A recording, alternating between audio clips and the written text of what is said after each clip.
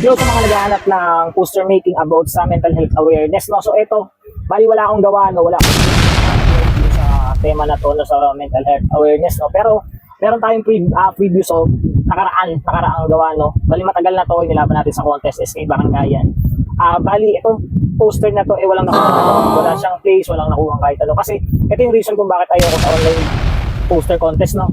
Ayan, kasi kahit sabihin mo magibabaw yung ganda ng poster mo, sobrang detailed, ikaw yung umaangat sa lahat. Pero kapag once na, syempre maraming kapit, maraming kakilala yung mga makakalaban mo, kahit hindi naman ganun kapulido yung gawa nila, kahit di ganun ka-detailed, ganyan, may tendency na matalo ka. No? So, di ko alam kung bakit tayo natalo. Siguro meron silang ibang criteria o something. Hindi natin masasabi, kaya ito yung nangyari. Kaya kapag once na barangayan, kapag once na kabado kayo na nagdadalawang isip kayo na wag nang sumali, wag nyo nang salihan. Lalo na kapag once na hindi kayo masyadong naglalabas, wala kayong masyadong kamag-anak o kapit kahit sa part ng barangay o sino mang mga politiko dyan, ayun lang yung ipapayo ko sa inyo. Huwag na kayong sumali. Sayang lang yung effort nyo, sayang yung talent nyo. Kahit sobrang ganda ng ng poster nyo. So ito, matagal na to, 2021 pa yata na poster to, o 2020, ganun mga ganun. Mas matagal na. Pandemic days pa to pandemic days pa. So ito, ayan. Yung poster ko about sa mental health awareness, no? Napaka-basic, napakaganda, ang ganda ng kulay, sobrang pulido. Dito kasi ako gumawa ng poster na kapag once na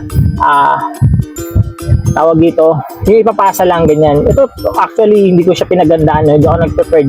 Basta pinagsama-sama ko lang yung mga details na pwede kong ipasok, no? So yan, mental health awareness. Ganito lang simpleng catchy ka agad, di ba? Catchy ka agad yung pinaka gusto mong iparating doon sa mismong poster, no? Ayan, nakikita niyo naman yung taong nagliliwanag, ibig sabihin nun healthy siya. Same dun sa utak na nandun sa loob ng ulo niya, healthy din kasi nga yun yung bright ng kulay, di ba?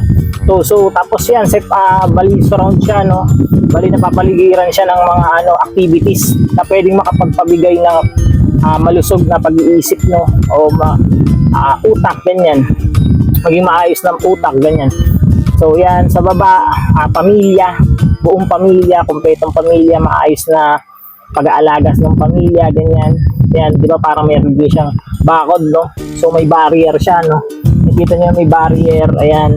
So sa barrier na yan, may mga symbols din.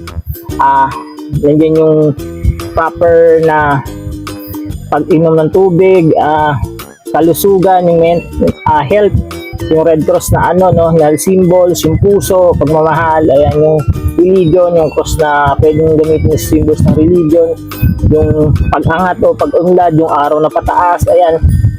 Tapos sa paligid, sa magkabilang side nung pamilya, merong tamang oras ng pagtulog, ayan, yung may batang natutulog, nakikita nyo naman sa baba. Tapos meron dito yung proper, siyempre yung sanggol ka, breastfeeding, ayan, tamang nutrition, di ba, sa nung kabataan mo, nung bata ka, nung baby ka, ayan. Meron din yung calendar, di ba, sa bawat paglipas ng araw ng buwan, yan, di ba? Bali, tinatantosan natin yan, to serve sa mga birthdays, ganyan, mga celebration na ginaganap. Tapos the next one, sa taas naman, meron yung batang ay nagja-jogging, nag-exercise, nag-ehersisyo, di ba? Napaka-importante noon, ayun yung batang may dumbbell, batang tumatakbo, nag-exercise siya, di ba? Tapos next naman yung nag-aaral, since ng pandemic, ayan, mga nagbabasa ng aklat, yung online class through internet, yan, di ba? Yung mga naka-online class. Tapos next, taas naman, ay tamang pagkain, ayan, tamang proseso ng pagkain, ano ba yung mga dapat kainin, kailangan pasok dun yung grow and glow foods, ayan, yung mga sustansya na kailangan ng katawan ng isang kabataan, pati yung basta ng isang normal na tao, ganyan. Tapos ayan, yung maka-achieve mo yung goals mo, no? Yung goals mo, ayan, nakagraduate ka na, meron ka ng diploma, pagsuot ka na ng toga, ayan naman. Next naman is yung ano ba yung mga achievements mong makuha, ayan, yung mga awards, ganyan. Tapos next naman is yung opportunity, job opportunity mo, no? Sa taas, pwede ka maging doctor, nurses, ayan, di ba? Sa mga tamang consultation, ayan, yung nakikita nyo naman, di ba? Tapos next naman, ayan, yung magkakaroon ka ng trabaho. Meron yung iba naman kapag once na hindi sapat yung yung nakuha nilang achievement, pwede naman yung iba, yung mga blue collar jobs, no? Ayan, yung mga drivers natin, pwede yung mga ganyan, transportation, ganyan. Tapos syempre, yan, kasama rin yung sa taas naman, yun yung magandang kapaligiran, maayos na kapaligiran, nakatulong din yan, syempre tahimik na kapaligiran.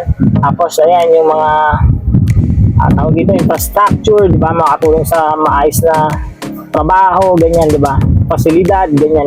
Tapos next naman, yan, nakikita nyo, di ba, yung mga symbols dun sa sa gilid naman, yung makikita kayo yung mga social media na symbols. Ayan, tawag dito yung mga bola, yung mga tumutukoy nga sa sports, mga pwedeng gamitin. Tapos the next naman sa kabila yung mga symbols ng pag-aaral. Ayan, yung mga additional sign, action sign, yung mga numbers. Ayan, diba? Tapos sa kabila yung Grow Foods. Ayan, tapos syempre hindi mo mawala yung symbol ng yung medical symbol, no, yung tungkod, yung wand ng medical, no. Tapos yung torch, di ba?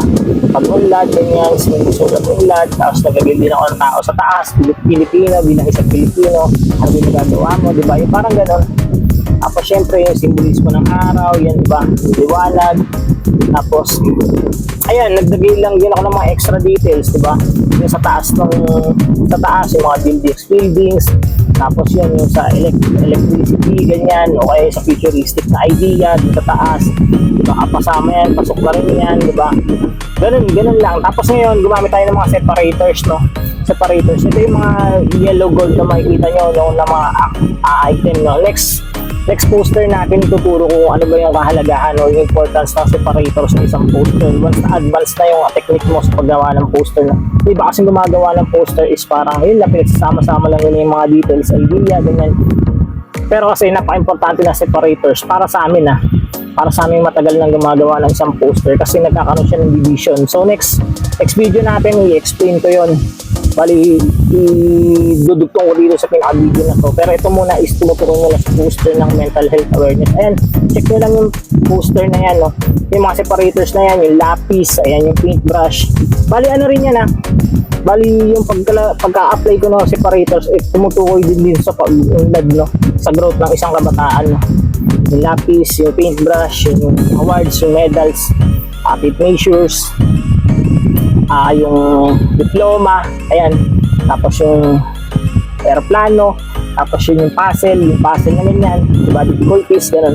Alam niyo naman kung para saan yung mga symbols na yan, no? Tapos yan yung sa utak, diba, yung utak ng tao, may nakalagay na araw na pula na pataas, so tumutukoy sa pag-unlad, ganyan, diba? Nakikita niyo naman kung paano siya ginawa o pinumpose yung yung poster na to.